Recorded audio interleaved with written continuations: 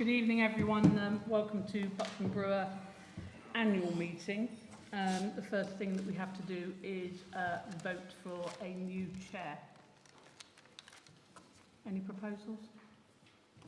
I will propose Councillor Staveley Brown, and if anybody dares put a 2 in front of that, I'll come over at the bottom. I second that. And anybody else? Right, show of hands. 1, 2, 3, 4, 5, 6, 7. Anybody else putting themselves up for chair? Sorry, who's against me being chair? Okay. So No. Can I just get that right? Everybody was voting for, you two against, yeah? Yeah. right. No, I will abstain. Oh, you're abstaining, right. Okay, thank you. And for the vice chair, I'm proposing Councillor Ainsworth. I'd like to second that. Sorry, who have missed that? Councillor Ainsworth. Are you seconding that, Kath? Can you use your microphone? Sorry. Yeah. I'll second Hang, that. hang on, 1 second. I'll second that. Thank you. Any other proposals? I'll propose Sally Cole. I'll second that. Okay. Those in favour of Councillor Ainsworth? You can vote for yourself. 1, 2, 3, 4, 5. Those against?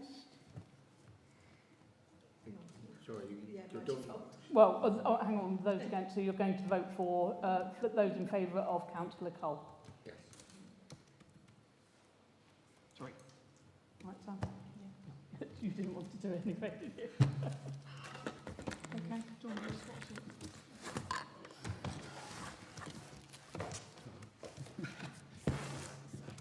Right, well, we're just doing musical chairs. You need to sign your declaration of office.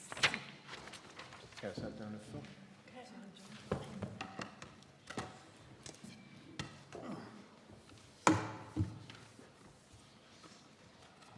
So, yeah, that's me. Okay, guys, so basically that bit's been done, so we'll now go into the annual meeting.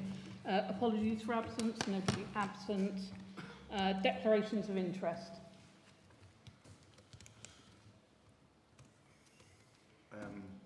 Sorry, new planning applications. Have I missed them or There isn't any. there isn't any, is it? No. So, declarations of interest. Councillor Hayward, do you need to give a declaration of interest? For this item. Item number Sorry, 8. apologies, number 8. Yeah? Yeah. You're declaring an interest, thank you. Minutes of the last meeting, the Parish Council held on the 9th of April. Has everyone read those? Oh, that's loud, Yeah. sorry. I only noticed it tonight. On 413B, field tenants complained about walking through the field. The Parish Council, on PC field, because it looks like it's one of my fields, as I brought it up. Oh, that's fair enough. Yeah, that's so fine. I do apologise, I Yeah. only noticed it Field tonight. day, sorry, leave me to it. Dun, dun, dun, dun. What's the field tenant? It does say Councillor Hayward, field tenant. Oh, I see. It sounds like it's Sort of yours. Yeah. Yeah, that's fair enough.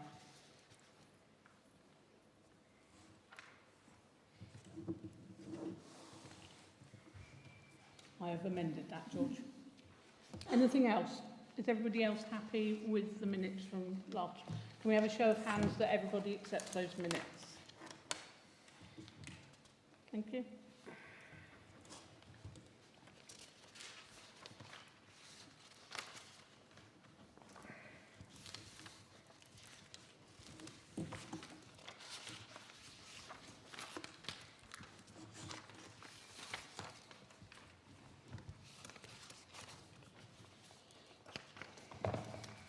Public participation.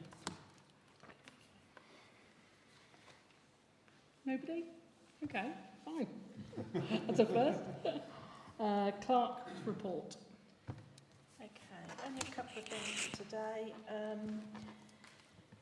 Had an update on the S106 monies. The funds should be available soon. I don't know an exact date, and I don't know whether it's all going to be paid in one go, so that's still waiting for that. But I have approached some playground companies to start that ball rolling, because we have to submit quotations with it. We've received a very generous donation from the gardening club. That club is no longer operating, but the former members have very kindly agreed to pass on the sum held in the bank account with a request that it's used to maintain the flower beds around the welcome signs. So that has been accepted with thanks.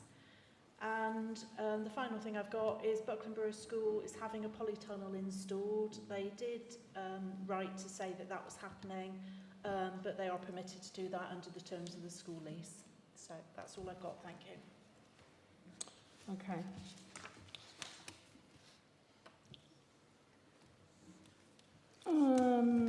This is my report for the previous year. It's done by the outgoing chair, but obviously I'm still sat here. So welcome everyone to the annual meeting. It's been a busy year for the Parish Council, 2 resignations, but we're fortunate that the spaces have been filled by Councillor Slocum and Councillor Donegan, who are now valued members of the team. In the past 2 years, the current Parish Council have been careful with the purse strings, and this has enabled us to replenish the reserves and keep us on track so that the future, as a parish council, we can look forward to starting new projects that will benefit the whole parish. I'm sure we have all noticed that the village has grown quite a lot in recent times, with 2 housing developments nearly finished and 1 on the way. And it's important we look to the future and furnish the parish with things for all age groups. Here are some highlights of what we have achieved this year. Some people might not be aware, but the Parish Council owns a number of fields which are rented out to people living or have land in the parish. The Field Subcommittee have carried out a full inspection of all the fields. This has been looking at rents that have previously not been reviewed on a regular basis, and it transpired that some tenants have been paying the same rent for years and years. This is an ongoing review which also incorporates how the land is being utilised and maintained in accordance with the lease. Regarding the communications mast at Thornhill Head Moor, which is on land that the Parish Council owns, we have recently agreed to accept an offer to extend the current lease. This was voted on at full council. The council will still retain ownership, but it will receive a significant lump sum rather than the annual rent. Once the legal formalities have been completed, we will need to discuss how this payment will be utilised and be invested for the benefit of the whole parish. S106 monies has been applied for. A draft application has been submitted, and again this will be a significant sum of just over £50,000. For those that don't know what a Section 106 agreement is, these are agreements that are negotiated between developers and local authorities, ensuring that new developments contribute to essential infrastructure, services and community facilities, including schools and nurseries, community buildings and green spaces. In this scenario, it relates to provision of children's play equipment. The Parish Council are awaiting for planning to state when monies are going to be released. It's already been established that we do not need planning permission for a play area at the amenity field, so therefore when the money is available, we are ready to go. The condition of the S106 money was that it was utilised for children's play equipment. Grants, as many people will be aware, the Parish Council have had a 2-year moratorium, which has helped to reset the finances. Up until 22-23, the Parish Council were giving out grants at an average of £7,500 per annum. From now on, it will be business as usual, with the grants policy being adhered to strictly. This year, the Methodist Chapel requested that the Parish Council did not run off their YouTube channel. Therefore, to keep the Parish Council live streaming, it would need to invest over £3,500 to create their own channel and the necessary equipment to record the meetings. The majority of councillors agreed that this was important, that live streaming carried on as many people were viewing the meetings online, and it also enabled those who couldn't attend meetings to stay in touch. Also, live streaming has been equally important when complaints are raised, as the camera never lies. We are very fortunate that an anonymous benefactor paid for this, and as they were aware that the money that would have been used had to be set aside for a by-election that had been called. I know a lot of people are interested as to where the parish council have got with regard to the industrial units. A working group was put together which had a mixture of councillors and parishioners. It quickly became apparent that there was no sufficient documentation to support the existing project or paperwork for proposed actions, including the public consultation. Therefore, the working group had to be put on hold while this was investigated. If there is still a desire to continue the project, it will need to be discussed and voted on at full council. The project will need to be fully restarted. This will entail tenders for professional support that will be needed, letters of engagement and a full documentation project plan. If the PC vote to continue with this project, then this will include a public consultation. Finally, I would like to make a statement regarding misinformation that has been circulating over the past few weeks regarding the April's Parish Council meeting. For those that were here, and those that watched on live stream, it may have appeared that I was harsh or as some have stated, rude, stopping a member of the public from attempting to speak. You may have noticed that during my year as chair, I have never once stopped anyone from talking. Therefore, there must have been a good reason why I did so on this occasion.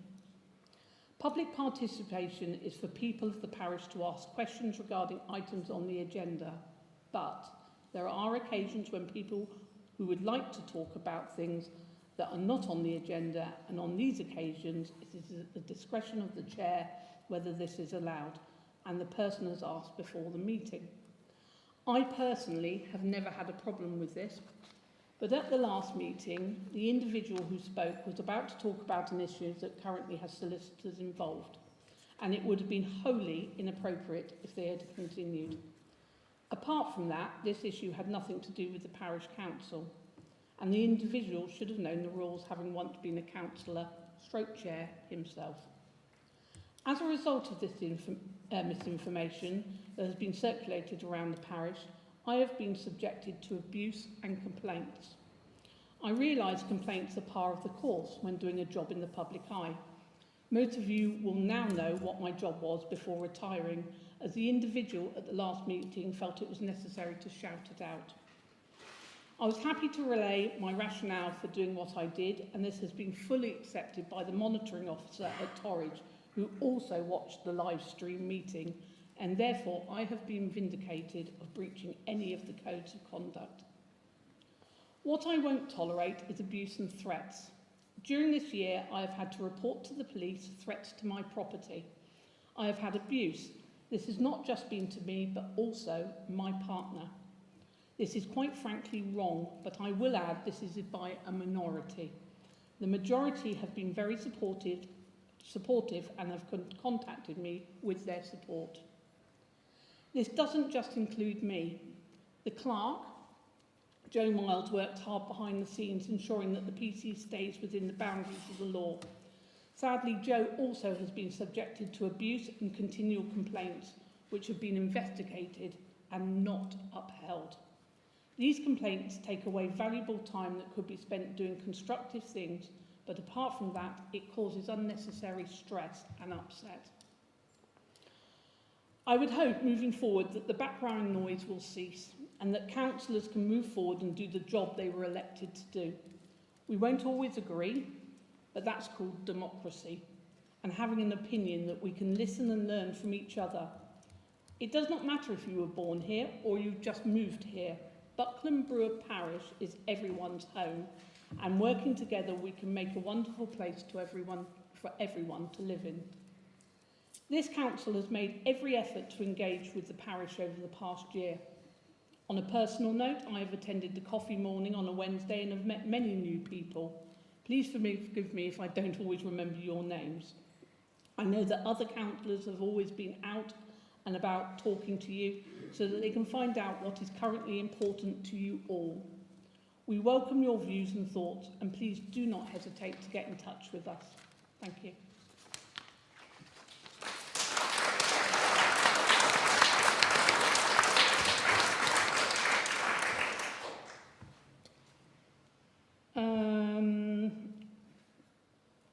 Okay, so this is item 8. It's the only thing on the agenda. It's to decide how the lot of the annual wind turbine contribution should be addressed and agree any associated actions.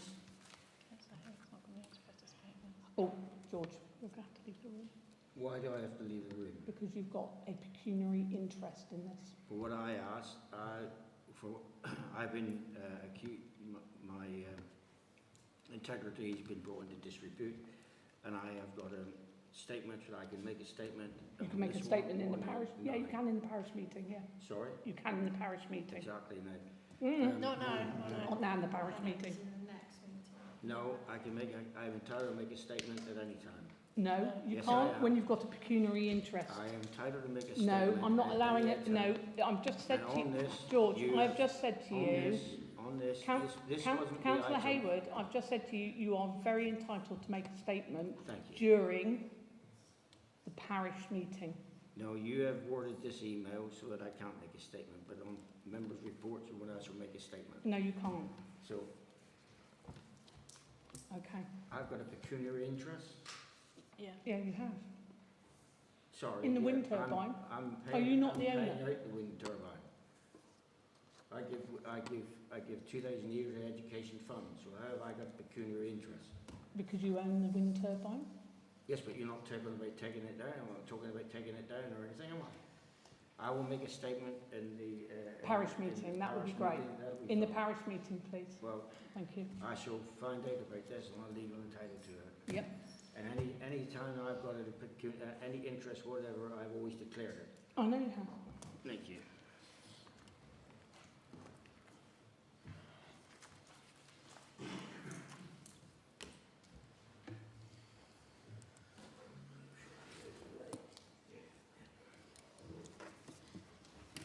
What is a power tunnel? What is a power?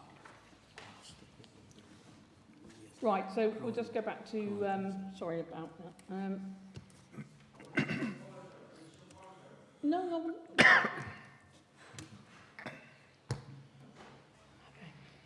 I wasn't apologising.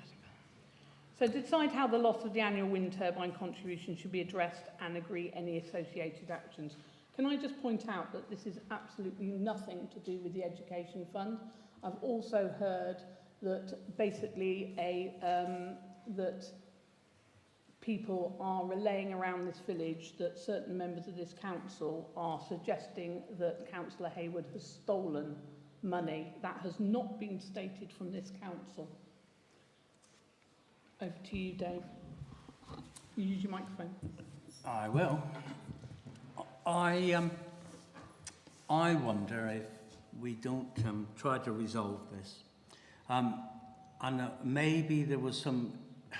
It was unclear about what happened in the history of why the money came to the parish council first and then was moved to straight into the education fund. Maybe what we could do is to acknowledge that fact that it had been talked about, but maybe not made as clear as it should have been. What's your understanding of it, Dave? Because you were actually on the parish council I know, at the time. and I seem to have seconded something. I think, right. But I mean, as far as I'm concerned, is that the money was given straight to the education fund when it became clear that parish council could not give out money to individuals. And so the auditors agreed or suggested, or told us really, that it had to go somewhere else to be enabled. So an education support fund was set up, and the money was sent straight to there. George sent it straight to the education support fund, so it didn't come to us. Now, maybe it wasn't made clear about what was happening. I don't know. But I think we kind of thank Haywoods for giving the money to the, to provide funds for youngsters who are going to college or university and that, which it has been doing. I think we say thank you for that. And we just kind of put a line underneath it, and that will be the end of it. Anybody else? Yeah, I agree entirely with David. I think it's a real shame it's come to this. The Hayward family have given a lot of money in the past, and Councillor Hayward would be really embarrassed if I actually listed how many things he donated money to. It's not just the education fund or originally to the parish council. He donated a lot of money from that wind turbine towards the village hall. That was £50,000. That's public record. I'm not telling you anything that's secret. Another £20,000 for another project. He comes out and bails people out of a hole. When I rang him up and said, there's a van stuck in the hole down Gord Road, he came down with a tractor and pulled them out, no charge. All sorts of things that they do. And I think it's a real shame that the wording of the agenda says the loss of the money. That money is not lost. It is now going into the education fund. He has continued to pay money into it, and he hasn't had to pay any money in. There was no 106 for that money. It was out of the generosity of that family. And I, for one, am really upset that somebody in the parish has called that to account, because we could lose that money. If I were Councillor Hayward, I would turn around and say, you're done. He does not have to give, and his family don't have to give any money to the parish. I second all of that.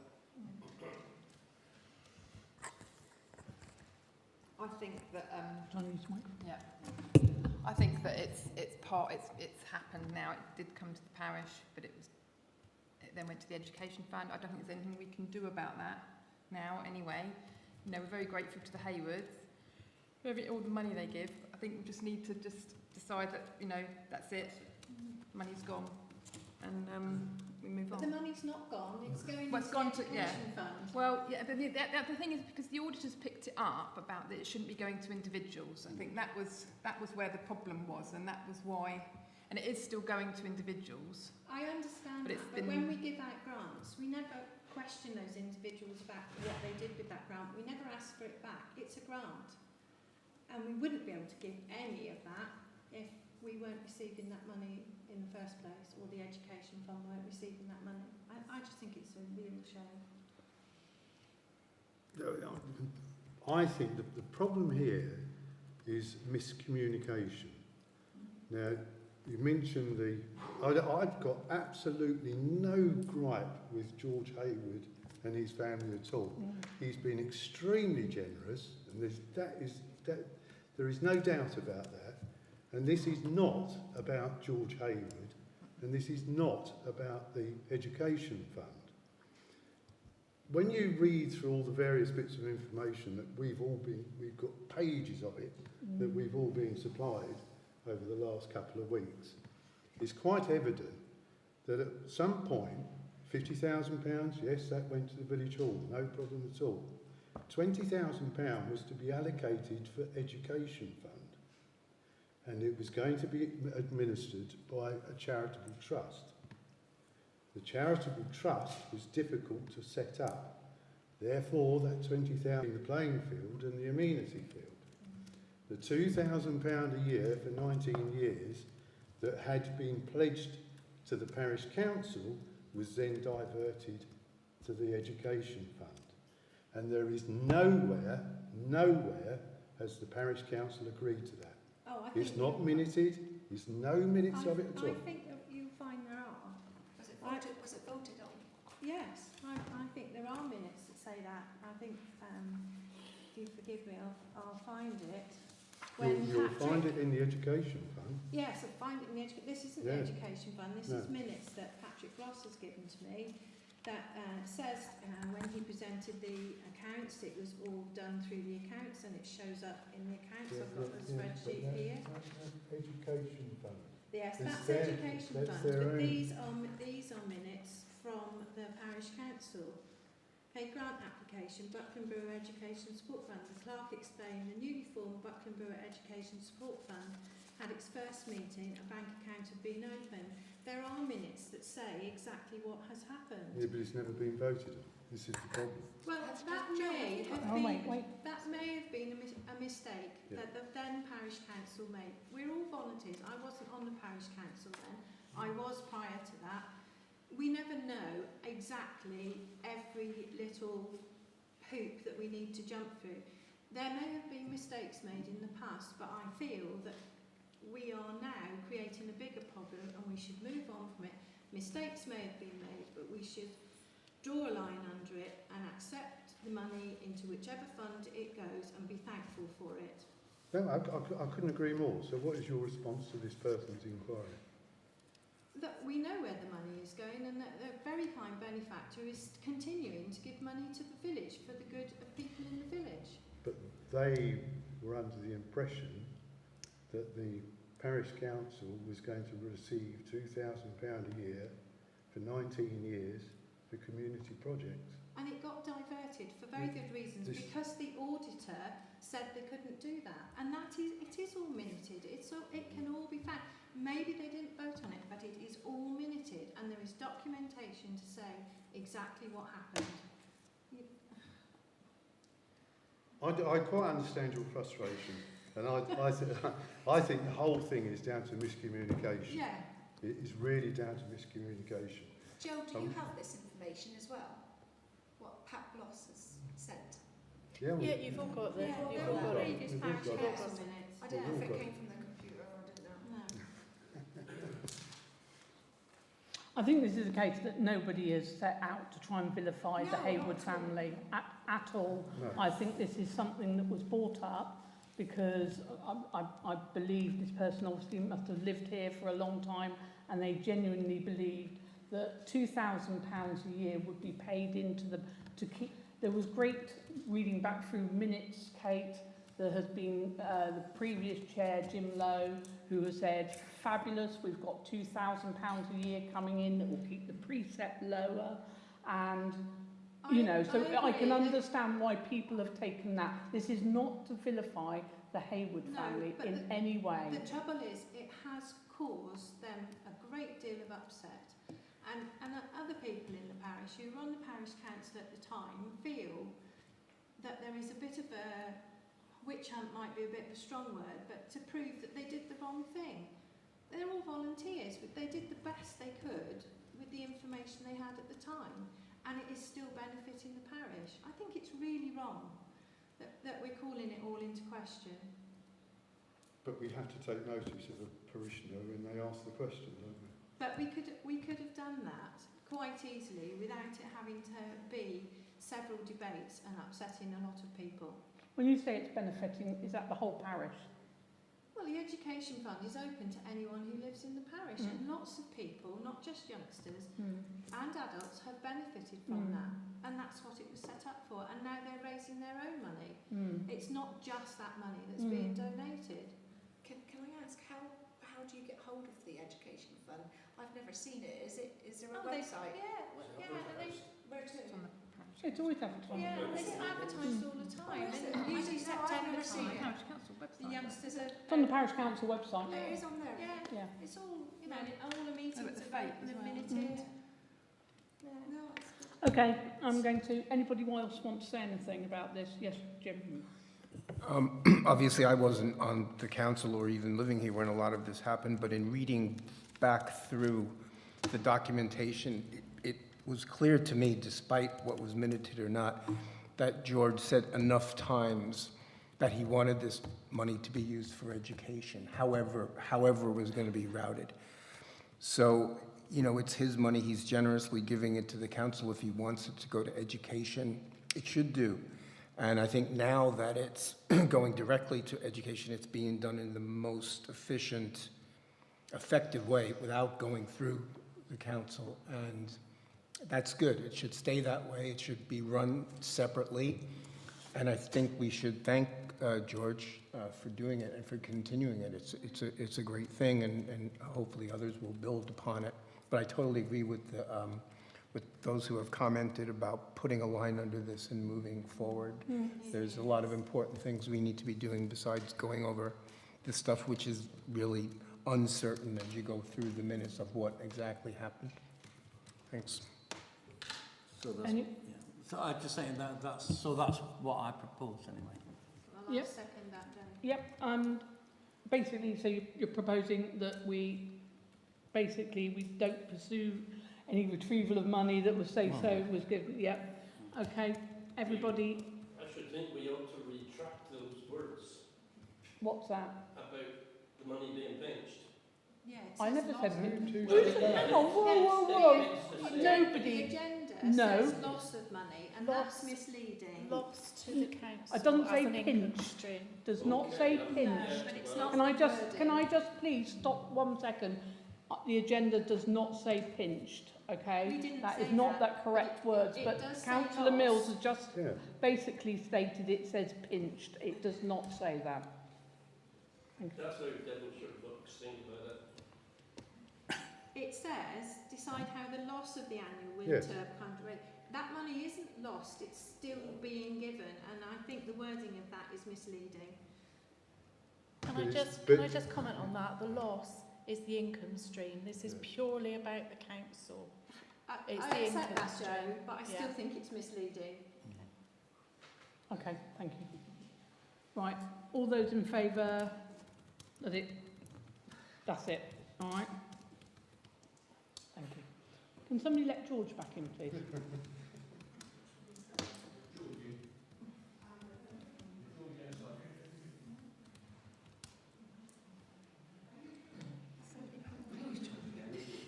He's in the pub.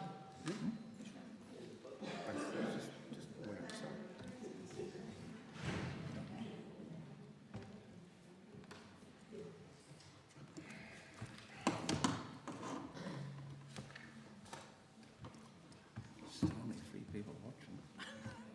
It's pretty good for a sunny day. You know, people are out enjoying themselves.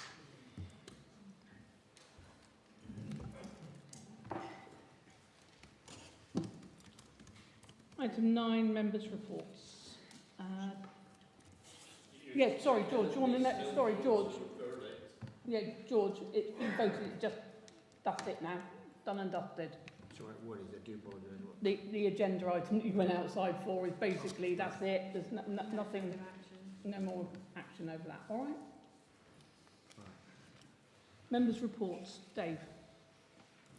Yes, I think over the last few weeks, I've been rescuing Tesco, Waitrose, Asda lorries and Sainsbury's from Greenlands Road because they can't find lower Greenlands. So they tried to deliver it to me, which That's very nice. very nice of them. As long as it's Waitrose. And Waitrose as well. But the trouble is, I thought we were going to collect them all because once you get in, you can't really get out.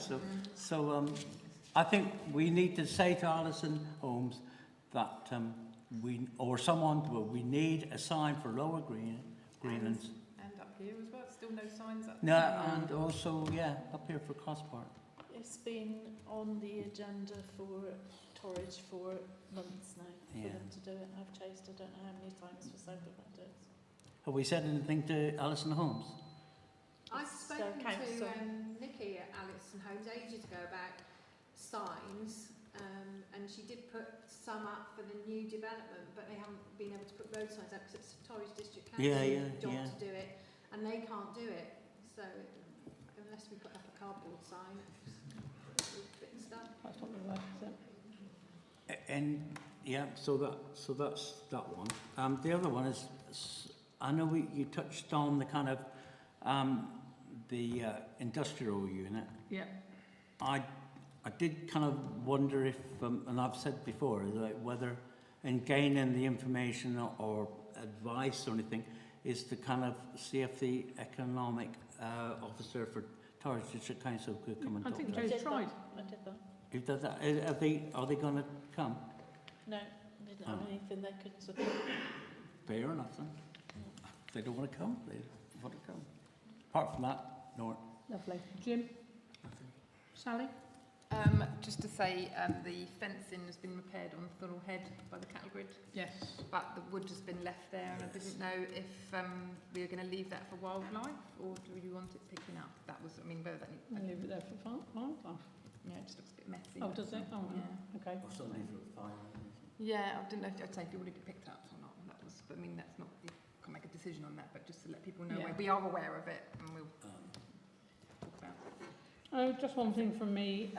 Councillor Ainsworth and myself and my partner went up and cleaned up the war memorial, weeded it, and made sure it's it was looking quite untidy, wasn't it? So we've weeded it and given it a good sweep out and everything else. On that war memorial, it was passed the parish council I know. was going to paint, and it was passed. Andrew Hood kindly offered to paint the railings and all that. Whatever. What is happening about the? I don't know. You'll probably know better than me, George. I really don't know. It'll be good. Yeah, that's all right. Just wondering. Thank you. Green, I hope. Put it in green. Thank you. Sid, he's back up. Yes. I don't know whether people have noticed. Obviously, the people that aren't speeding into the village wouldn't know. His heart went up to Cambridge. They found a problem. They should have charged us 170 odd pounds, plus postage, plus this, plus that.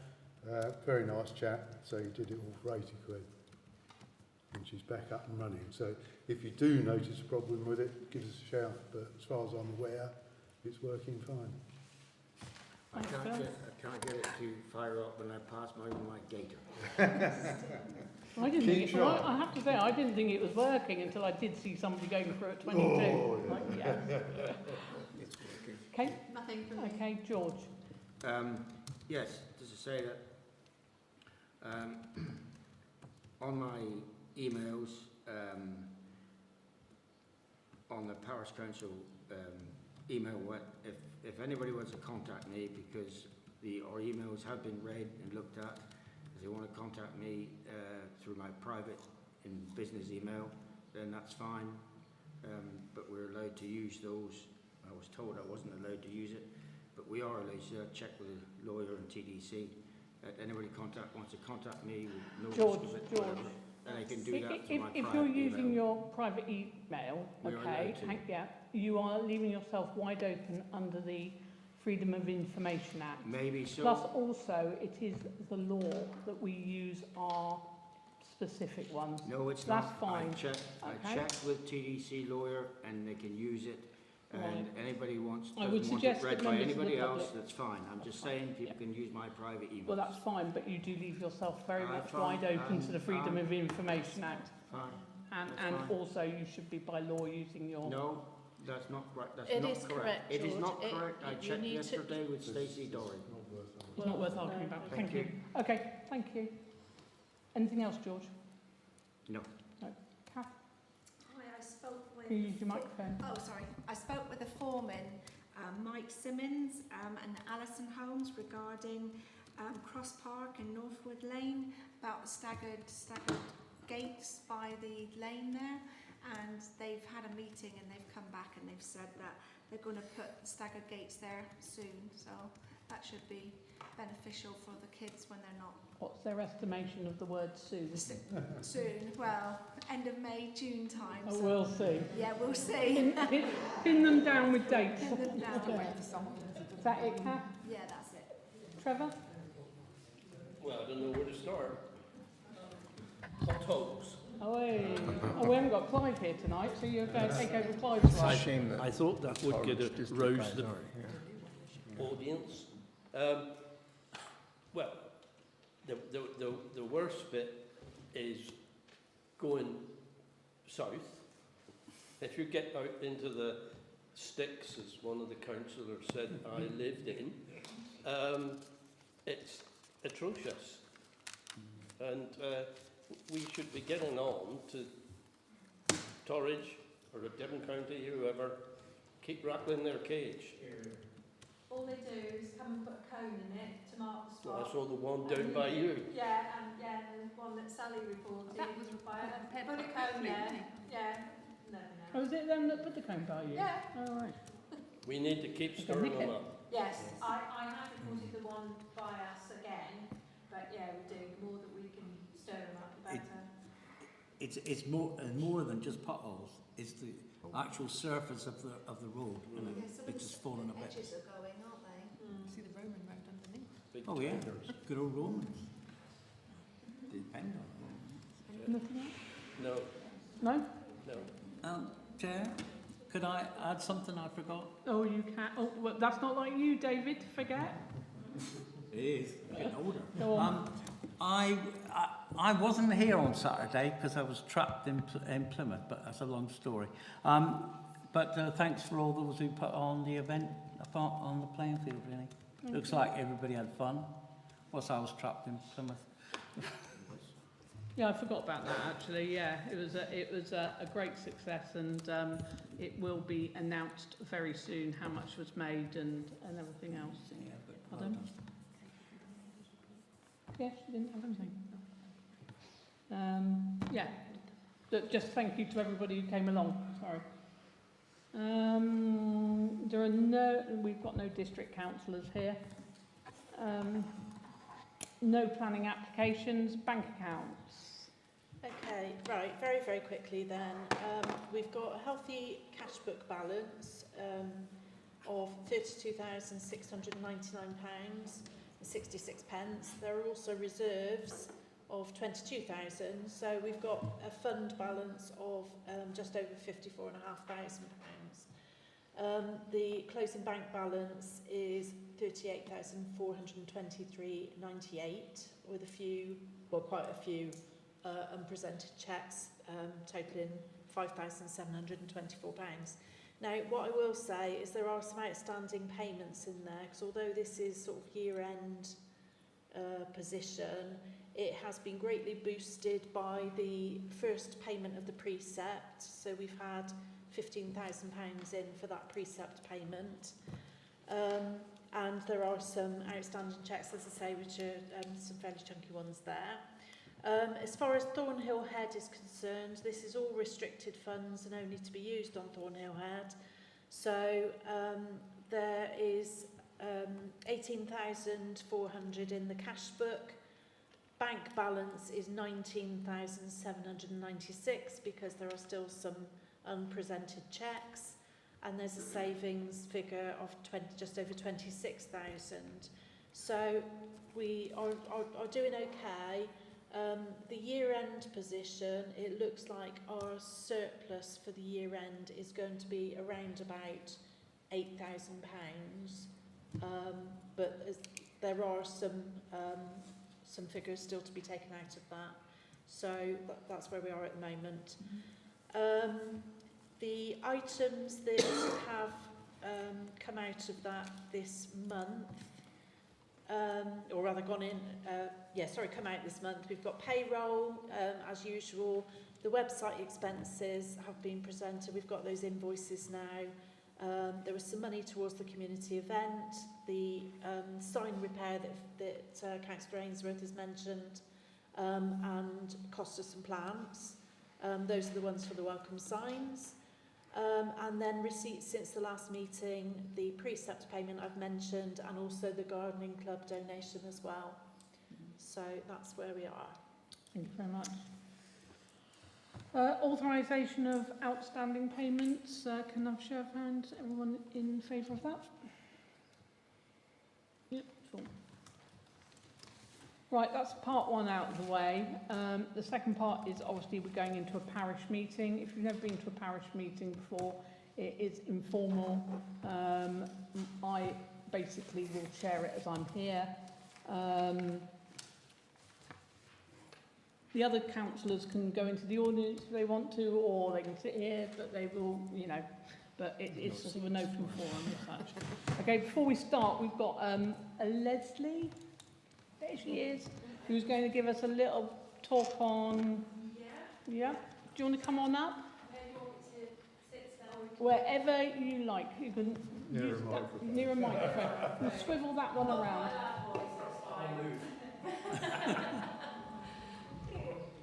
Okay, so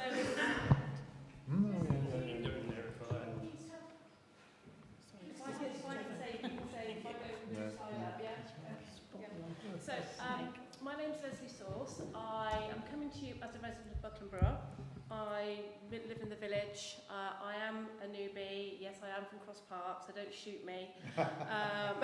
You're a local. You're all right. But actually my grandmother was born in Bucks Mills. I went to school in Bucks Mills, and obviously my dad moved down here. Anyway, so I actually work for the NHS. I work for primary care. And one of the things that I do as part of my role is I work with parish councils. And it is about actually empowering us as individuals to know how primary care works. So, do you want me to continue is the first question? Do you want me to talk about how we're funded, how we're different to secondary care, just so you can get a flavour of what we do and why we do it? Yeah. So obviously, both secondary and primary care have been under a great deal of pressure. The government have come in and slashed secondary care, they've slashed trusts by 50%. And what they're trying to do is basically primary care is not fully funded. Primary care is a business in its own right. We only hold a contract to deliver some services. And what I can go through and talk to you about is actually what that contract is. But everything that we do, everything else we have to do, we do to enable us to provide the primary care services. If we didn't do enhanced services and some private work, we'd never be able to function. And I think for us, as a community, it's really important that we know and understand how our primary care is run. And also, if you want me back in the future, I can talk to you about primary care networks and actually all these things that are coming in because they want to bring healthcare back to the communities. They are almost going back 30 years when it was sort of fund holding and more community-based care. So that's what we are. We're reversing the roles and trying to get back to that. So basically, what is primary care and what is secondary care? So basically, primary care is your first point of contact. 93% of the daily contacts within the NHS come to primary care. 7% go to secondary care. It's phenomenal. We will come through, so basically patients will come through, we deal with community care, we deal with secondary care, we deal with social care. And secondary care normally is we will refer the patient into secondary care or you'll go through A&E. Those are the differences. Secondary care is completely fully funded and primary care isn't. So if secondary care goes over budget, that's fine, there'll be somebody to pick up the tab. If primary care goes over budget, we won't be able to pay our staff.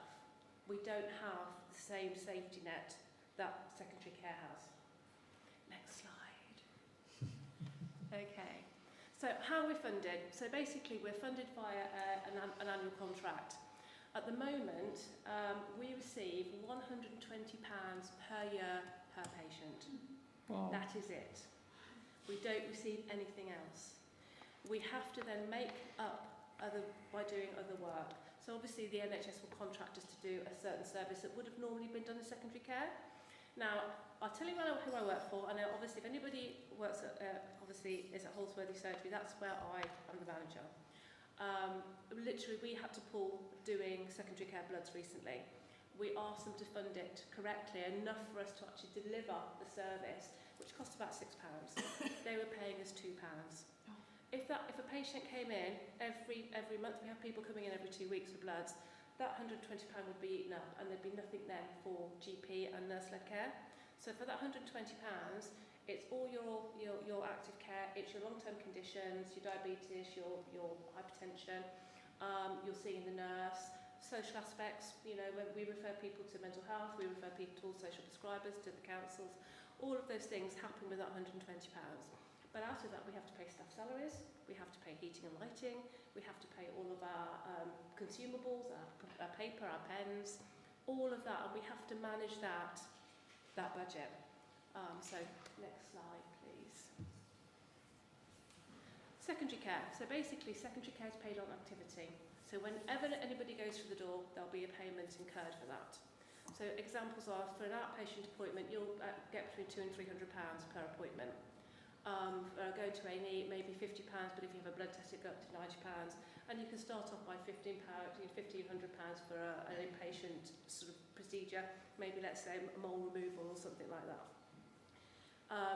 What happened was secondary care, it's never changed since 1948. Secondary care was always deemed a specialist, and that's why it was paid by sort of, you know, on purpose of piecemeal, whereas primary care they thought was very general and we'll pay you on a capita. But obviously we've changed so much now. We do so much more specialised care in primary care, so you know, more than we ever did before. So next slide, please. So that's the NHS budget allocation. So you can see primary care is a little segment. That's what we get of the budget. So we get about 10% of the annual budget. Secondary care gets about 48%, 42%, I can't read my own writing. And then you've got other NHS services, and that's social care as well. So that budget is in its entirety. But obviously for that 9% of the budget, we do 93% of the daily legwork. So it's quite huge what we do. And I think sometimes for me it's about empowering patients to say, we're trying to do the best that we can with the budget that we've got, but actually, you know, working with you as a group and working with you as a parish council and residents, actually we can make a difference, because, you know, your voice is so powerful, much more powerful than us working at the coalface. They will listen to patients. If we say that something's not right, like with the blood test, they'll go, well, you know, you're just saying that because you want this or that or the other. So yes, it is very much, you know, working together, working collaboratively is really, really important. So basically, what we get with our budget, £120 per patient. So I'm just basing this on Holsworthy. Last year we did 281,000 patient appointments. That equates to 7 appointments per patient we have on our books, which then equates to about £17 for every appointment that we get. So when you break it down like that, we are really trying to balance those books, and we are really trying to make sure that our patients get the best care that they can.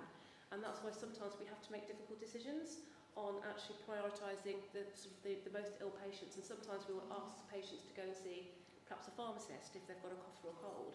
And that's not because we don't want to see you, but it's actually, if we've got somebody that's palliative that desperately needs to see that doctor, you know, that's where we should be putting those funds. So, you know, if you are asked, and you know, lots of you are probably registered all over North Devon, but actually if they ask you to go and see a pharmacist, it's not because you're getting shortchanged, it's about the best and most appropriate use of funding. Next slide, please. So the key differences between primary and secondary care. So obviously the access for sort of primary care is self-referral. You rock up, you ring your GP for your appointment. Yes, you may have a wait, obviously, but if it is urgent and you do need to be seen, doctors will normally always get you in. So that is the rule of thumb. And obviously what we do say is if you're under 5, if you are terminally ill, if you're a vulnerable person, again, we will look and we will prioritise you. And obviously with secondary care, it's basically, as you say, we will refer you into secondary care. What the government are now trying to do is trying to model secondary care and trusts, that's what, into the primary care model, because they know we're more efficient. So yes, you know, what we do well. It may not be perfect, and it may not be what everybody likes or everybody wants, but we are doing the very best that we can. Next slide, please. So obviously the challenges that we face, we are facing rising patient demand, staff shortages and burnout, more long-term conditions, limited funding, and a huge admin burden. I mean, I can't tell you the amount of letters we get for cannabis and weight loss drugs that come through from private providers, and we have to make sure we monitor our patients, because, you know, actually we don't know who these providers are, whether they're legitimate. So we really have to look after you in that way, and that's another thing that we're doing on top of everything else. Next slide, please. So obviously there's challenges facing secondary care as well. They've got bed shortages, obviously they've got the cost of treatments, Social care, there's obviously what we call bed blocking, you know, there's not enough carers and care support, and obviously they have staffing shortages as well. And their biggest challenge at the moment is the change in the government and the new policies that lovely new Health Secretary has put through, and that's caused sort of, you know, quite a lot of upset in trusts and ICBs, which are integrated care boards. I do talk in acronyms, and I apologise if I do, so slap me down and say, Leslie, what does that mean? So integrated care boards, yeah. The next slide, please. So obviously as patients can do to support, it's obviously, what we do find is a lot of patients are sort of, you know, a lot of our staff get a lot of abuse, and that's across Bideford, North Devon, Northern, Holsworthy. And also, like I say, if you are unhappy, obviously go through the right channels. You know, as a practice manager, I am here, I will listen to you, I will respond back to you. But it's also, you know, empowering your own healthcare is really important. And more people now, we talk about empowerment, and I think with the Parish Council and with primary care and primary care networks, I can come back to you and talk about how we can do that together if that's what you want. But it's obviously sharing positive experience as well as negative as well. Really, really key. Because we are here trying to do our level best. Yeah. Next slide. So myth busting. So basically you hear a lot of myth busters, you know, that you get paid regardless of whether I'm seen or not. So obviously, as I said to you, we did 281,000 appointments last year. That equates to 7 appointments per patient that we have on our books. Our GP see 24 patients a day. They will also, on top of that, do maybe 200 to 300 prescriptions. They will do their referrals. They will do visits. On average, we have 2,000 patient contacts per day on each site. So that equates to about 5,000 patient contacts a day with everything that we do. And obviously with the delays in obviously secondary care at the moment, that's causing more and more problems because we're having to look after people because they can't get into hospital or get the treatment that they need more quickly. So, you know, GPs are really busy. They are, I can't tell you how busy they are. And the nurses and the AMPs and the pharmacists are all working behind the scenes for you. So yeah. Next slide. So obviously why supporting us matters, primary care, it keeps our patients healthier for longer. We want to try and reduce the pressure on hospitals. We want to enable local care, really important, and that's one of the things that since I've come, I've only been in post a couple of years, but we've gone from hopefully getting better and better and gone from a place where you know, we want to bring care back into the community. And we want to make sure we deliver, we are accountable for the money that we get, so we want to make sure we deliver the correct NHS care. Next slide, please. Summary, so obviously primary care, we're funded per patient, we are local, we are ongoing. Secondary care is funded per treatment and is hospital based. We both, hospitals and GPs, need your support, and small actions make a big difference. And obviously we talked about the allocation, so that's just, again, I'll share these slides out, I'm happy for these slides to be shared out. That's just a little bit more on the actual budget and the allocations and how much each entity got each year, so I'm not going to bore you with that, but it is on the slides if you want it. And next slide. Any questions? So, Can I ask a question? Yeah, sure. I just wanted to know, building all these houses, Yes. and it's most probably a really common question with lots of people, Yeah. and they're not building bigger schools, they're not building more doctors, you know, Yeah. they're not doing more dentists. Yeah. Where So basically we have the same thing. So obviously the money goes into the Section 106 monies and what's called SIL monies.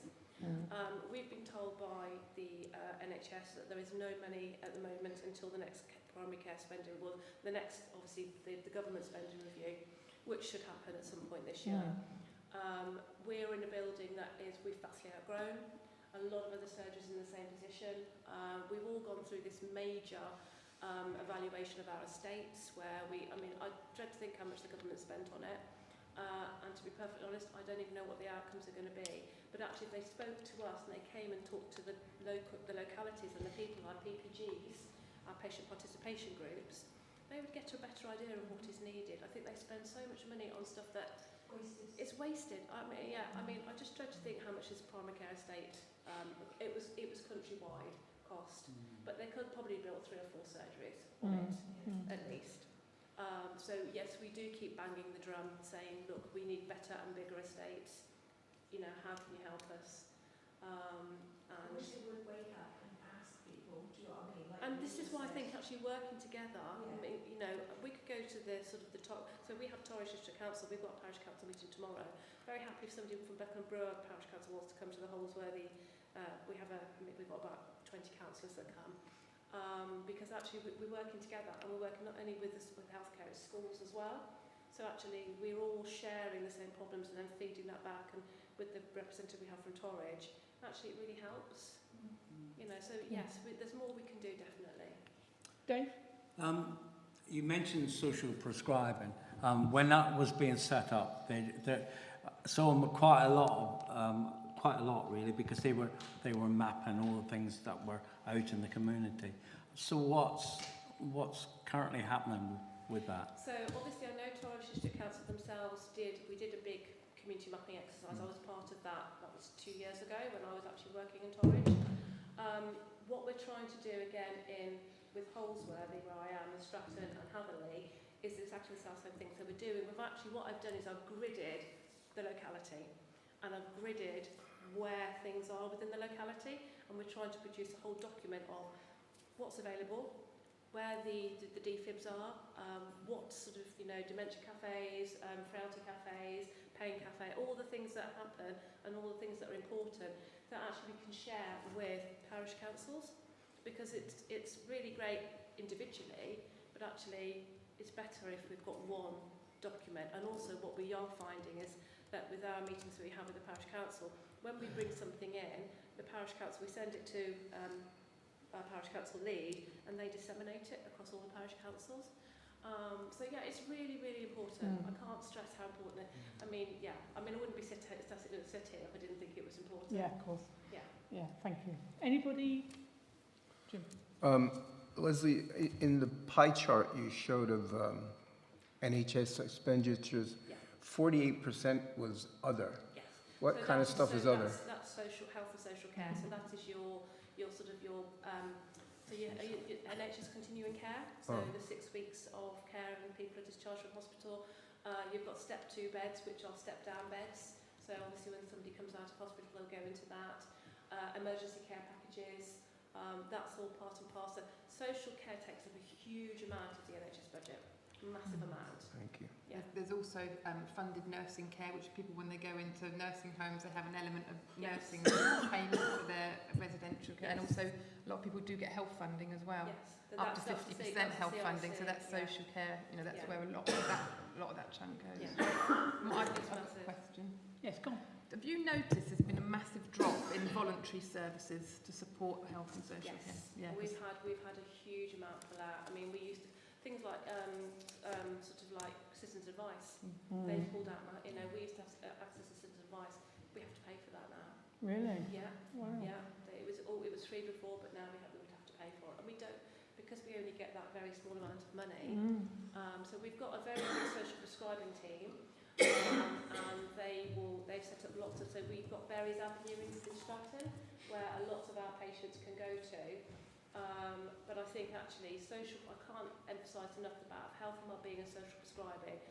What a great addition it has been for primary care, and this is part of the primary care network. So again, if you want me to come back and we can talk about things like that, because I know you've obviously got other things to talk about today. But yeah, I'm very happy to come back, and if you've got any problems that you want to feed back, thinking actually we've got some health problems here, where do I go, who do I talk to? I'm really happy to listen, and I can feed that back to the powers that be as well. Thank you. Anybody out here like to ask Leslie a question while she's here? Yes, at the back. Can you recommend a dentist? Well, unfortunately, as part of my role, if I do recommend somebody, I will be slapped down. But obviously, dentistry is so important.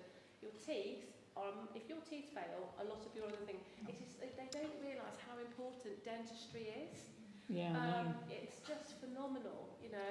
People. Yeah. Yeah. It's bonkers, absolutely bonkers. And my personal thing is, when people qualify, they should tie them in for a certain amount of time to actually work within the NHS. I'm probably going to get, if it's streamed, I'm probably going to get shot again too. But no, they do it in Wales. We'll edit it, don't worry. So yeah. Anybody else? Yes, Joan. What budget does the negligent claims come out of? Bearing in mind on the news this morning, it was billions of pounds. Yeah, so obviously we are covered by what's called Crown Indemnity.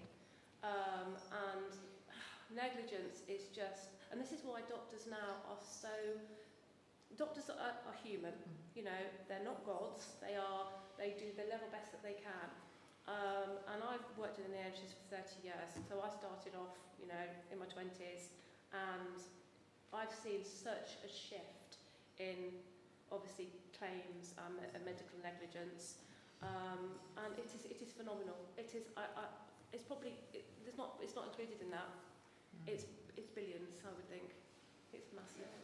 Yeah. Anybody else? Isn't it time we got rid of the word bed blocking? 2 words. The older I get, the more I feel this is aimed at the elderly. It's no, it is horrible.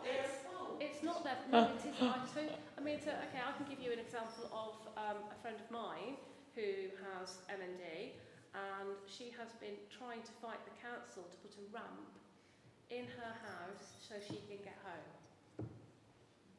So she's sitting in a hospital bed because they won't build a ramp. It's absolutely crazy. So if Torres District Council is sitting here, that's what I'd say to them. You know, it costs maybe 500 or 600 quid to put a ramp in. Every time that bed person's in a bed, it's £480 a night. Yeah. Before anything else. Yeah. But again, you know, if you want me to come back, we can talk more and we can feed these things back. Thank you, Leslie. Is there anybody else that would like to? Yes, Brenda. I was just wondering how the NHS view prevention rather than cure. So with the 10-year forward view and the primary care, So primary care networks, which is something perhaps we can explore if you want me to come back, is about prevention. So we are trying to prevention, and the government are, one of our targets this year has been cardiovascular disease. So they're really CVD, cardiovascular disease. So what's one of the areas that they're asking us to focus on? So if we don't make any changes in 10 years' time, the diabetes, CVD, strokes, we're not going to cope. The NHS will not cope. So prevention is absolutely key. And it's about sort of going into schools. So we're going into schools, talking about healthy eating. One of the classics ones is we do a talk with a diabetic nurse. And how many grams of sugar do you think, how many cubes of sugar do you think there is in a potato?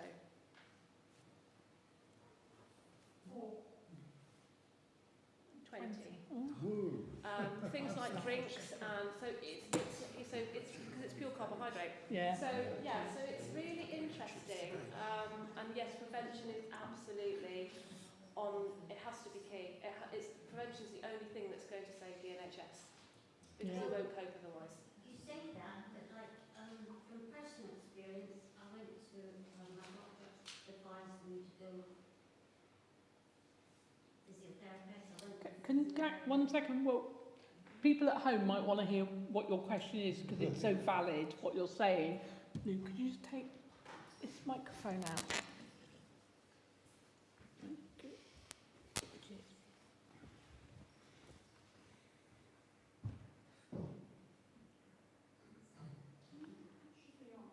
Yeah, it's on. Is the green light on? Yeah. Yeah, fine. Green light.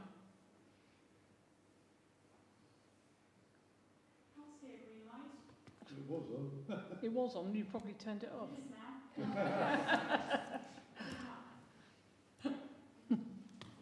Thank you.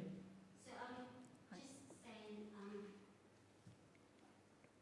I went to the doctor once. He recommended I go to physiotherapy. After seeing me a few times, suggested I went on a course then. I went to that. And I thought, oh yeah, all right. But many years later, I actually paid and went private, and I found out how to actually do what the physiotherapist had told us many years ago. I think that the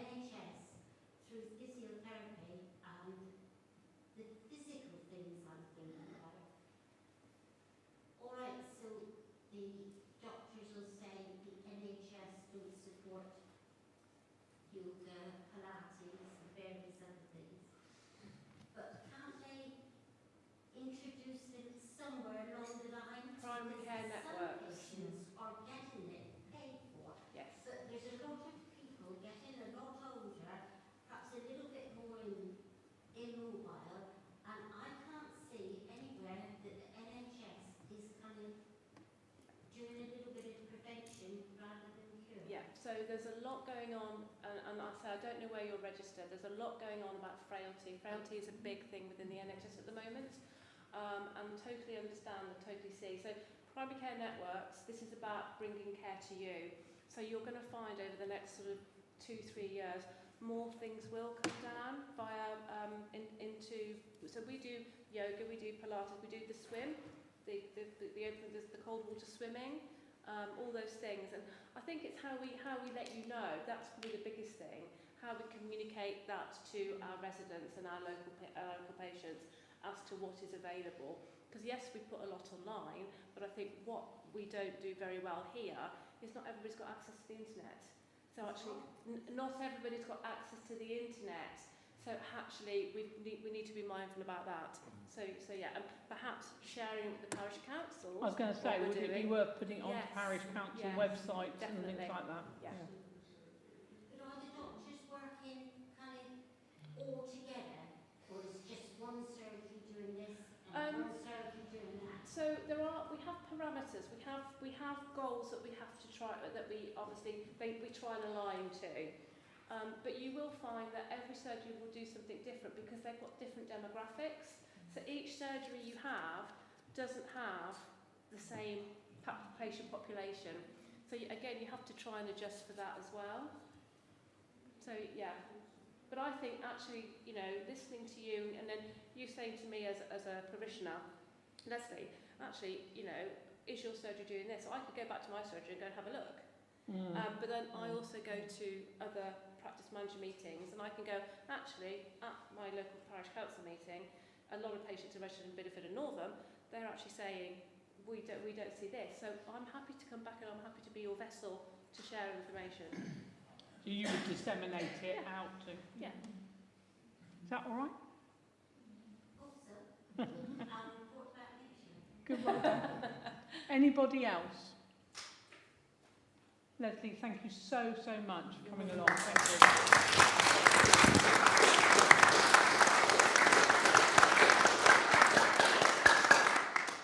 Okay. Yeah, you carry on. Reference, I do apologise. Reference to wind turbine. I don't know what was said in just now, whatever. But anyway, the agenda item listed as a discussion relating how to the loss of the annual wind turbine contribution should be addressed and agreed in any association actions. I want to explain that there is no loss to the Parish Council of the wind turbine contribution. I feel that this is a very important matter for me to raise if stating and putting as an agenda item the loss to the council would imply that I simply haven't made the payments. This is untrue. Historically, it is correct that the annual contributions was paid directly to the Parish Council. All parties were happy with this and I would have been very happy for payment to continue in this matter. In 2018-2019, the auditor said it could not be done in this matter. Due to the auditor's advice, then a separate independent organisation had to be set up, which was done in September 2019. I have made the payments since then to the point with separate organisation. There was no 106 agreement on the wind turbine at all. Councillors have had the information circulated from the previous parish clerk together with the extracts of the minutes as to what the auditor said and how the situation arose. When the wind turbine was built, I wanted it to be seen as a community project. And I said at the time in 2016 that part of that would be to set up a charitable trust to give education grants for the youth of the area. It wasn't possible to set up a trust, so in 2017 we set up the Education Support Fund as part of the Parish Council's grant giving, and I started making annual donations of £2,000 a year to the Parish Council. When a few years later the internal auditors advised that the grant should not be made by the Council, I started giving money directly to the separated Education Support Fund. This was known by everyone in the Parish Council at the time, and the budget for 2021 clearly shows both the income and expenditure for the scheme being handled by the Education Support Fund in the future. There is no decision that needs to be taken to the Parish Council 4 years after the event. Pat Bloss has kindly researched all the relevant minutes and has made sure all the councillors have a copy. I hope it settles the matter and no more will be said about it. What I would also like to say, that the email that the clerk sent to each councillor with a copy to Patrick Bloss is totally irrelevant, because the past councillors and clerk followed the instructions of the auditors, hence a separate education fund was set up outside the parish council.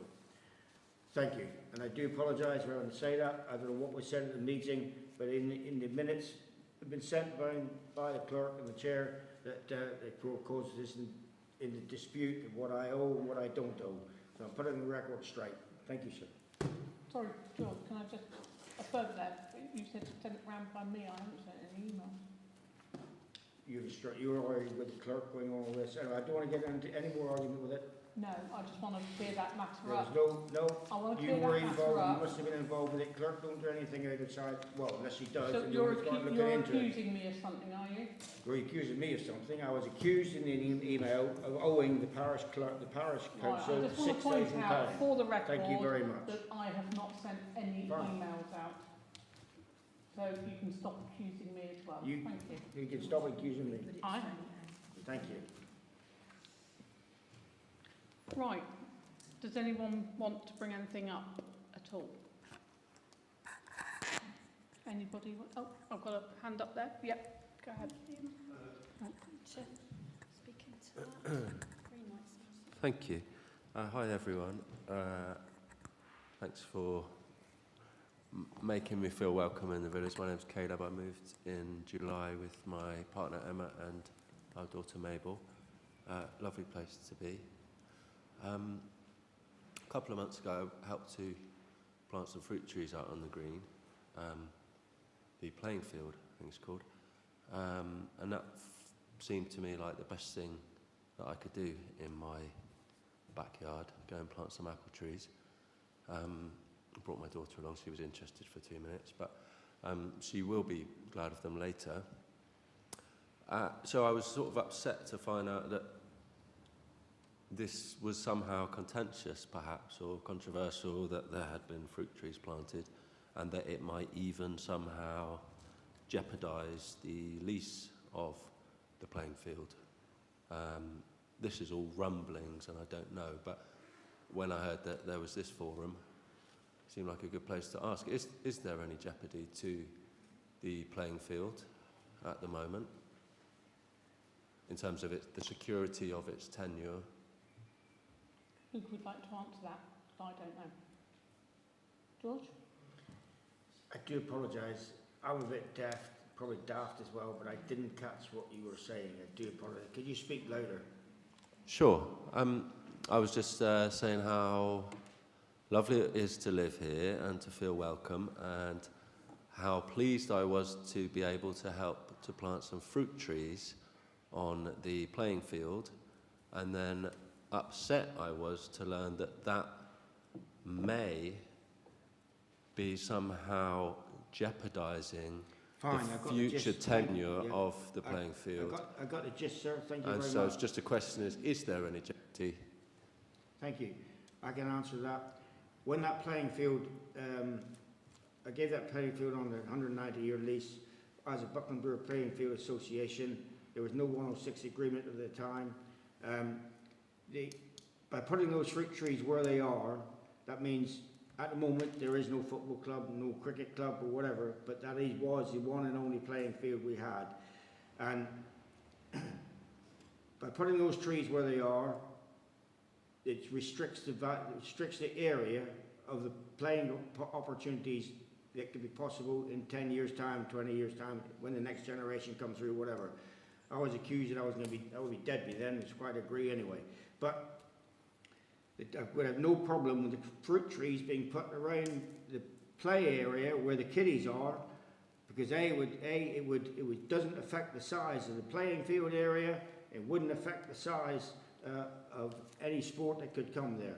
Also, be a cover, probably a cover for anybody who was down there playing with the kiddies and whatever, and then pick the trees down there. I was not consulted on it by anyone at the time, and I don't think all the trustees will look at it. So, no, that was given for 180, 90-year lease for Buckland Brewer Playing Field Association. Anybody could have any games there, and those fruit trees where they are have been will restrict that way of having any future sport there. And so that's why Is it your field? objecting Sorry, to it.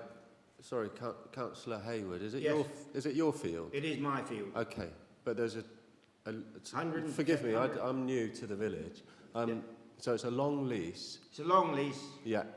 As a Buckland Brewer Parish Association. Okay, and you're concerned that future playing might be But the area wouldn't be big enough for for any football pitches, cricket pitches, or whatever. Not there, only that. there is a football pitch. Sorry, it was. Yeah, they had a football. Well They within. played football there.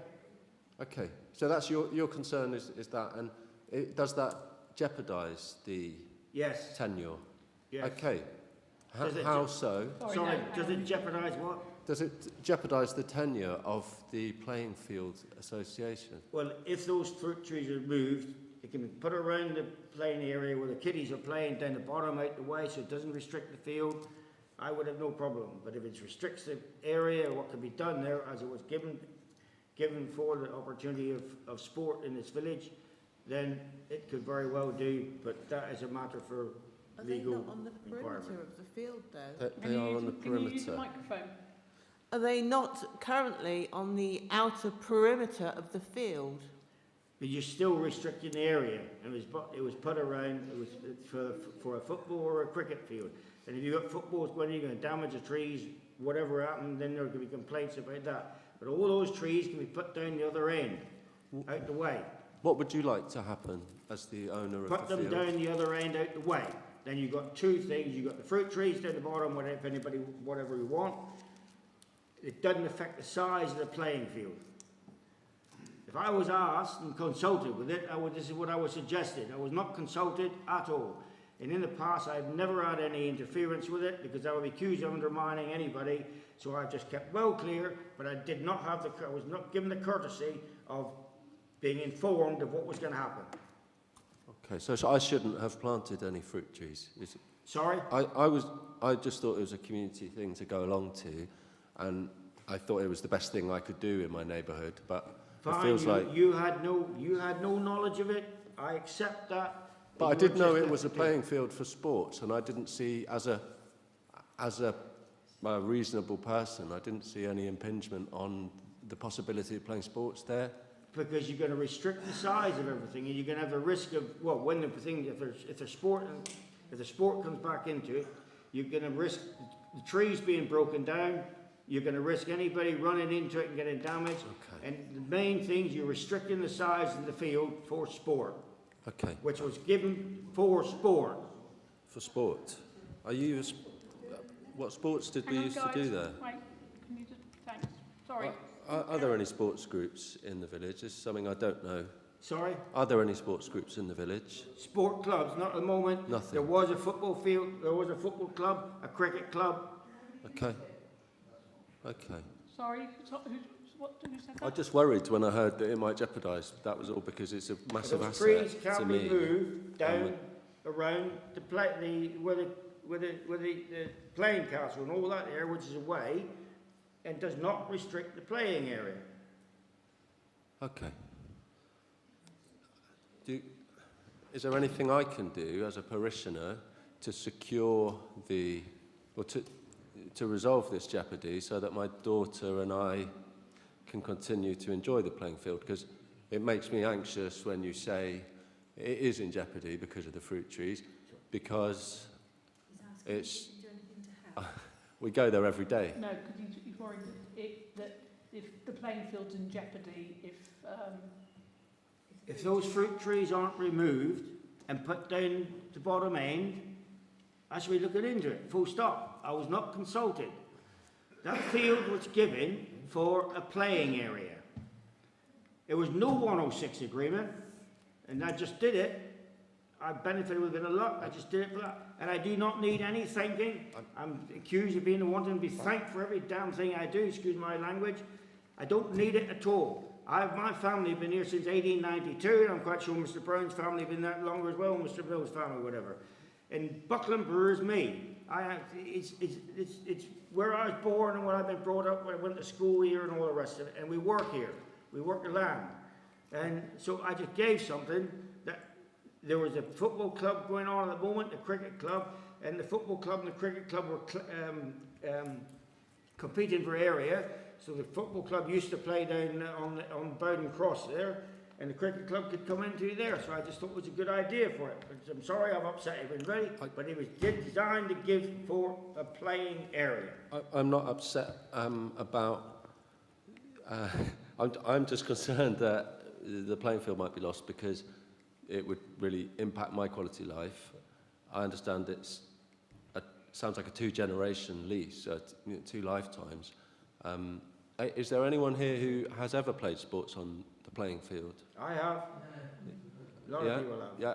You obviously feel that you wouldn't be able to now because of the trees. Does anyone else feel If you want a full size, if you get a club up, you want to play on a full-size pitch, full-size cricket pitch and all the rest of it. Yeah. So I can't keep on repeating myself, but that's what it was for and what it was designed for. All right. Sorry, I've had this for a long time. I didn't mean to... Just before, I think you missed that, George. He was worried that the playing field was... I know you are. That he was worried that the playing field was in jeopardy now. That's what he was worried about. If those fruit trees aren't... Hang on, guys, please. Hang on. If those fruit trees are removed, you can't do it this year, too late. Too late. So in the autumn and winter, if you just move them down around the kiddies area, so not to restrict that, so the playing area can be used, the whole field can be used as a full size. You can put a pitch there, whatever you want to do. We don't know if as the village is growing and the English population is growing, you may end up with 2 teams here or whatever. I hope we have a lot of sport here, and I just want that. Unless you can find another 20-acre field, that's fine. Thank you. Sorry, yes. George more or less answered my question. I was going to say, all this... You're using a microphone, Is please. it so... Microphone, please. Can you not hear me? No, but it's the people at home. Oh. Can you just hold the microphone so that people can hear you? All they can hear is you rattling it round in the air. All I was going to say is it so difficult to move these trees? Thank you. No. Well then. But what? it's a bit dry, you'd have to go and water them. So Next autumn, I don't mind. Next autumn, next winter, that's fine with me. Well, I just think we could remove them down the bottom then. But you've got to do it in the autumn. Yeah, do it sometime of year. When it's wet, it's a bit difficult. Well, yeah, that could be next year. Okay, thank you. Is that your only question? Thank you for the questions, sir. Thank you for the questions. Thank you for the field, apparently. Anybody else got a... Oh. Who am I looking at? Hold your hand up. Thank you. So I just wanted to say that the parish, the trees came via the parish council, the Buckland Brewer Parish Council.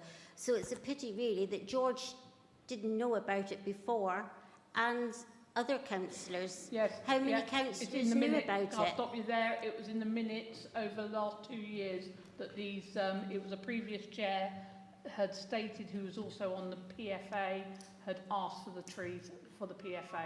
But not around where they were, and I was never consulted. No. Oh, George, calm down. Thank you. I was only answering the question. Anybody else got any more questions? Can you microphone somebody quick? Dawn speaking. I was going to pass it to Dawn first and then back to you. Dawn, if you just hold that near your mouth. So we're going to be well assured that that field is going to be there for the end of its lease, is it? Providing they sort those trees out, that's fine. Yes, That's because I was there on Saturday and what a field. Exactly. And well maintained. Yeah. I thought it was so maintained. I couldn't believe it. I do give money, like I do other organisations, from the mini market to the Playing Field Association. And I was so glad to see it was kept in such a place, because I don't normally go there, but I did yesterday. Thank you, George, for assuring us that. Honestly, I don't have an accuse of wanting to thank. I don't need thank yous. I just shared something. But to thank the people who are doing all the work is the Playing Field Association, the trustees, whoever organise it, they do a fantastic job. I just don't want to get involved. I don't want to be seen to be putting any pressure on anybody on it. I want to well away from it. But it is a Buckland Brewer playing field. Good. Thank you. Anybody else got anything to say? I just want to clarify, I think you answered it when you did your opening chair speech. The grants I'm for struggling to hear you, Mari. the grants for the village organisations. Yeah. You said there was a moratorium for the last Yeah. couple of years. Are they being reinstated from now? Did you say? Yeah, it will be, with the strict, obviously going strictly by our own governance. Yeah. Thank you. No, because the moratorium was up until April. Right. Don't we have to discuss it with the budget though? It was discussed with the budget last year. And we said that up to April it would stay as long. Maybe you weren't here for the budget meeting. I was. Yeah. Obviously haven't remembered that. Yeah. No, the moratorium was until April 2025. Right, okay. You remember it, don't you? Yeah. Yeah. Yeah. Does everyone else remember that? Yes. Yeah. Okay. Okay, any other questions? Yeah, go ahead. That's fine. Carry on. There's been a lot of chat about 106, and I don't know what a 106 is. It's when... I explained it. Sorry, maybe I missed that. Yeah, yes, sir. Yeah, no. A 106 is when you got planning permission for an area, then the developer, whoever the developer is, contributes some money towards certain things. I mean, these hospitals and roads and whatever, and also to then, it depends on the agreement you have with the local parish council, money towards things in a parish council or whatever. So it's usually done, and at the time when we did the development up there was no 106. That only came in about, good God, 10 years after I did that, 5 years, 10 years after I did that, something like that. So now every time there's development, you have to contribute money to the local environment, local communities. Okay, so, but the things that you have developed, you've said, I think the turbine, I don't know anything about that, and the field, there was no 106, No but, 106, but nonetheless, no 106. You gave... Well, just I've been accused of all sorts. I'm not accused, Just leave it. I've just come to the meeting to find out... No one's accusing you of anything, George. Pardon? But so you gave generously to the parish without obligation? Yeah. Okay, well that sounds all right, doesn't it?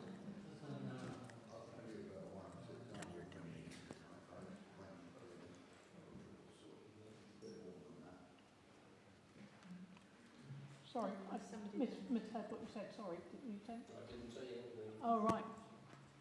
Hello. Should I just go back to the people not being able to find lower greenings? Yes.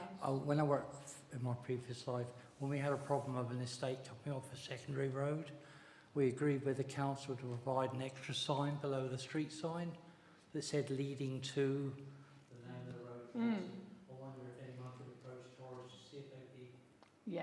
They have been multiple times, haven't they? I've written it down. Yeah. Yeah, I fully get where all the problems going on there. There's too many greenings in this village. Anybody else? I did see a hand waving around, didn't I? Anybody? Is that it? Oh.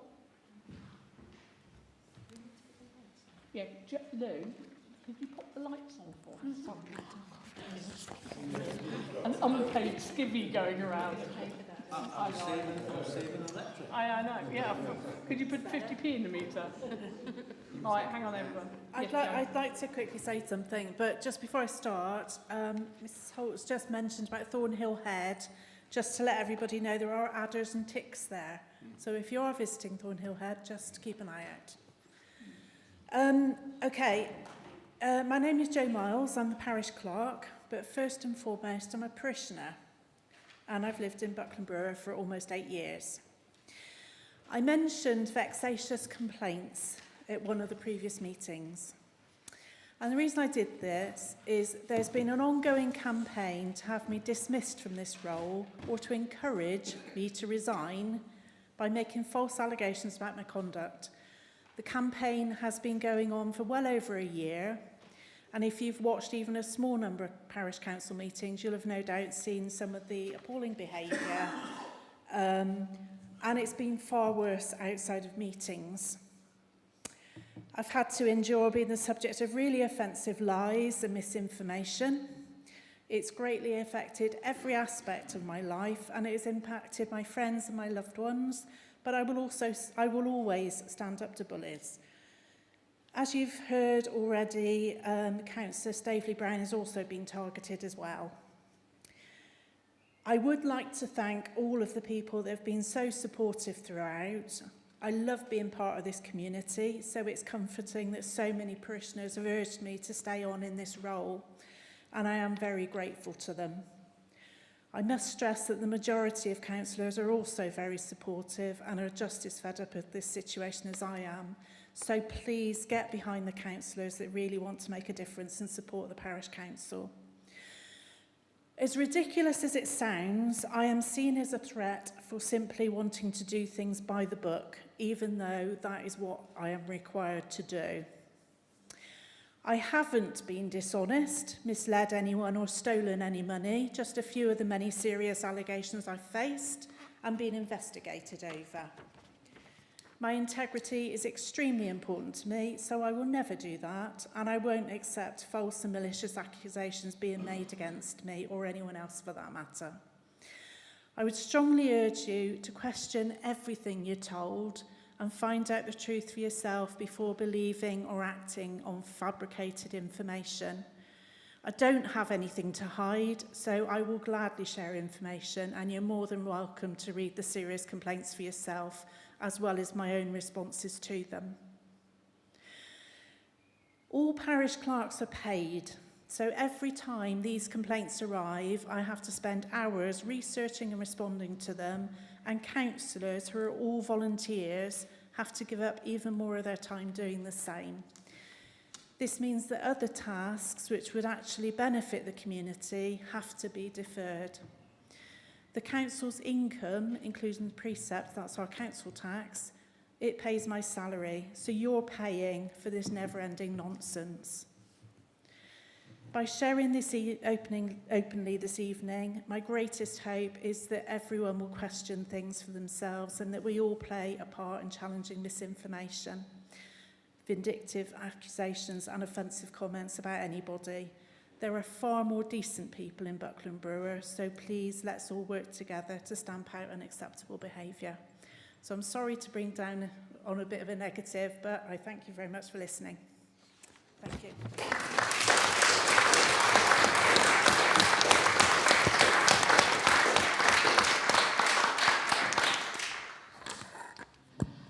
Right, has anybody else got anything to say? Thanks, Joe.